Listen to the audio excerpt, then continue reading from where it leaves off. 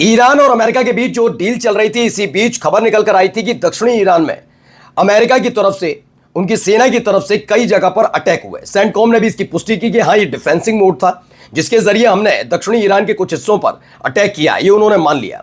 इसके बाद ईरान बबूला हुआ और उसने भी पलटवार किया। ऐसा नहीं कि उसने पलटवार नहीं किया, उसने भी ऐसा पलटवार किया कि अमेरिका थोड़ा दहशत में है कि उसके डिस्ट्रॉयर पर सीधे एंटीशिप मिसाइल दाग दी गई थी। भारी नुकसान अमेरिका को भी उठाना पड़ा।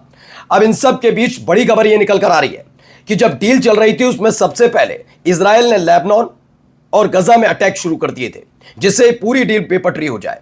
लगा था कि इसके बदले ट्रंप फटकार लगाएंगे नेतन्याहू को, इजराइल को, लेकिन फटकार लगाते उससे पहले ही एक फटकार लगी, और ये किसी और ने नहीं, नेतन्याहू के मंत्री ने ट्रंप को लगा दी है कि हमारे मामलों से दूर रहिए, आपको अगर डील करनी है करते रहिए, लेकिन इजराइल लेबनान पर, गजा पर अटैक करता रहेगा। और इसके साथ ही एक बड़ा हमला फिर से लेबनान पर किया गया। वहीं मार्क रूबियो का चेहरा देखने लायक है, वो समझ नहीं पा रहे कि इन सारे मुद्दों से अब कैसे निकला जाए कि जब ट्रंप डील के लिए फॉर्मेट तैयार कर रहे हैं और अमेरिका बात कर रहा है, तभी हमले कर दिए गए। तो स्ट्रेट ऑफ हॉर्मूज का गाना गाया जा रहा है, लेकिन नुकसान तो अमेरिका को भी उठाना पड़ा। और भी कई महत्वपूर्ण खबरें हैं। नमस्कार, मैं हूं प्राज्वल गौतम और आप देख रहे हैं खबर चौक।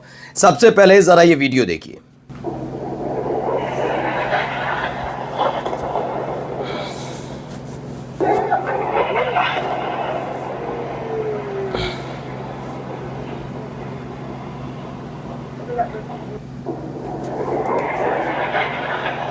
तो एक के बाद एक हमलों की ये खबरें निकल कर आई।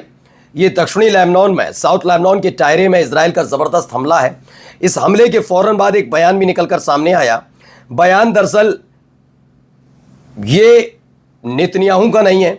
ये बयान न नेतन्याहू की तरफ से दिया गया और न ही नेतन्याहू के जो सिपहसालार हैं उनकी तरफ से दिया गया। ये बयान आगे आकर किसी ने दिया तो वो है बेन गुवेर। बेन गुवेर ने एक के बाद एक हो रहे जो हमले हो रहे हैं, देखिए पहले हमले की एक और तस्वीर देखिए।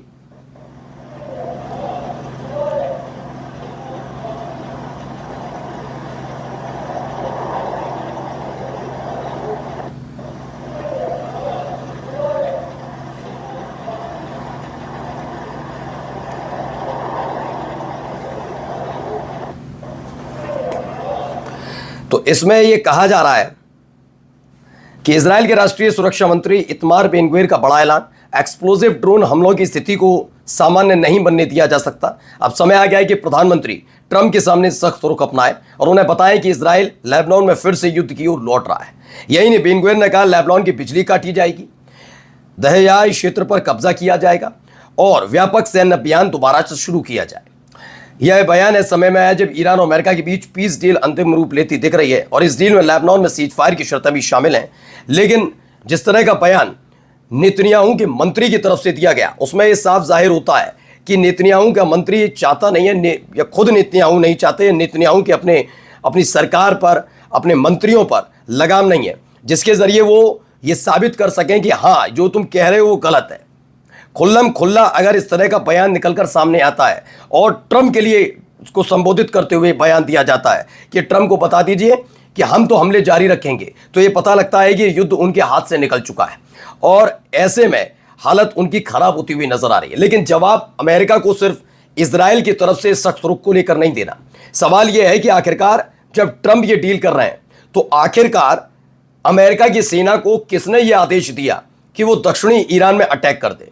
किसने ये आदेश दिया? या तो वही जो मैं लगातार आपको बता रहा हूं, अपनी साख बचाकर इस पूरे मामले से बाहर निकलना है, क्योंकि ये डील हो भी गई तो यकीन मानकर चलिए थूथू तो डोनाल्ड ट्रंप की होनी है उनके अपने देश में कि आखिरकार ये युद्ध क्यों शुरू किया गया, ईरान को नुकसान क्यों पहुंचा रहे थे, पहुंचाया तो कितना पहुंचाया, उसका कितना नुकसान और अपना कितना नुकसान, हमें इससे फायदा क्या मिला।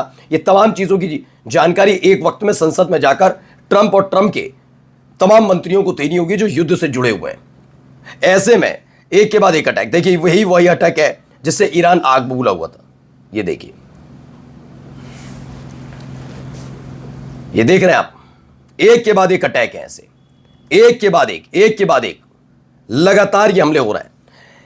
तो multiple IRGC navy members were reportedly killed after US forces carried out strike on Iranian vessels in the Gulf, further escalating tension in the region में जिस तरह के हालात बने हुए हैं उसको लेकर यह कहा जा रहा है कि लगातार वो बड़ा होता जा रहा है, हमले लगातार बढ़ते जा रहे हैं और इन हमलों के बीच कुछ इस तरह के हालात हैं जिसमें क्या हुआ कि दक्षिणी ईरान पर जो हमला किया गया IRGC की नौसेना पर, उसके बाद की ये तस्वीर थी जिसमें एक बड़ा हमला भी शामिल रहा।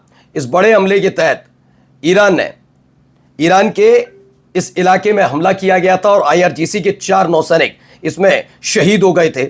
उसके बाद ईरान ने भी अटैक किया था और देखिए ये वो वीडियो है, प्रेस टीवी, ये देखिए प्रेस टीवी खबर जिसमें ईरान ने अमेरिका के 3 इनके ड्रोन गिराए जिसमें से एक MQ-9 रीपर ड्रोन भी शामिल है, उसे मार गिराया। तो ये तस्वीरें लगातार निकलकर सामने आई, ये उसी का मलबा है जिसे लादा गया और लाद कर ले जाया गया है ईरान के अंदर कि देखिए मार गिराया गया। The wreckage of the US drone that was shot down by the IRGC air defence, ये खबर निकलकर सामने आई है। IRGC एयर डिफेंस ने ये मार गिराया है US का ड्रोन, अमेरिका का ड्रोन। अब जब ये ड्रोन मार गिराया गया और जो अमेरिका की तरफ से हमला किया गया उसे जस्टिफाई कैसे कर रहे हैं मार्क रूबियो, जरा सुनिए।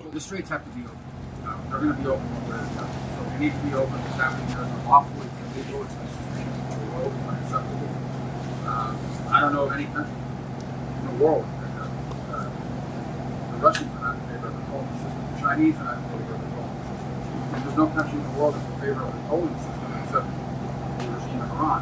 That's not acceptable. I think that the straits need to be open, unimpeded, without tolls, and obviously that needs to happen. तो स्ट्रेट ऑफ हॉर्मुज में जो हो रहा है वो अवैध है, हॉर्मुज खुलना चाहिए। सेक्रेटरी रूबियो, जो मार्क रूबियो हैं, उन्होंने कहा कि स्ट्रेट ऑफ हॉर्मुज में जो हो रहा है वो अवैध है। मतलब अवैध वो है और आप ईरान पर अटैक कर रहे हैं वो वैध है। ये कैसे जायज होता है? करो, ठेका किसने दिया आपको? क्या कोई देश, मतलब ज्यादातर देश आने चाहिए तब अमेरिका इसमें ठेकेदारी करे? आपसे किसने कहा है कि ईरान पर अटैक करना होगा? आपसे किसने कहा कि स्ट्रेट ऑफ हॉर्मुज खुलवाने के लिए आपकी जरूरत है? किसने? इजराइल को छोड़ दीजिए, इजराइल का तो अलग ही लेना है, देना है। हॉर्मुज खुलना चाहिए, ये किसने कहा था? अब जाते जाते जरा देखिए, एक पूरा लेटर जारी किया गया ईरान की तरफ से। अमेरिका द्वारा सीज फायर के खुलेआम उल्लंघन के बारे में इस्लामिक रिपब्लिक ऑफ ईरान के विदेश मंत्रालय का बयान आया। ये यूनाइटेड स्टेट्स की आतंकवादी सेना, ये कह दिया गया, 8 अप्रैल 2026 को सीज फायर की घोषणा के बाद से अपने गैर कानूनी और गलत कामों को जारी रखे हुए है। खासकर ईरान के कॉमर्शियल जहाज़ों के खिलाफ समुद्री डकैती की बार बार की गई हरकतों के जरिए पिछले 48 घंटे में हॉर्मुज़गन इलाके में सीज फायर का खुला उल्लंघन किया गया। पाकिस्तान की मध्यस्थता में चल रही डिप्लोमेटिक प्रक्रिया के साथ साथ इन आक्रामक कामों ने एक बार फिर ईरानी राष्ट्र, इलाके के लोगों और अंतर्राष्ट्रीय समुदाय के सामने अमेरिका की सत्ताधारी प्रतिष्ठान की बेईमानी और भरोसे के लायक न होने के उजागर कर दिया। से यह भी पता चला कि ईरान ने देश का उसूल वाला नजरिया, फील्ड, पब्लिक स्फीयर और डिप्लोमेसी के तीनों एरिया में अमेरिका सरकार पर गहरे अविश्वास पर आधारित है। यानी कि धोखा देने का आरोप अब ईरान ने लगाया है और यह भी कह दिया है कि आने वाले वक्त में कभी भी एक बड़ा हमला हो सकता है। नमस्कार। New public inter college Lucknow, admission open. For more information call 0522 282232 और 7755 089585।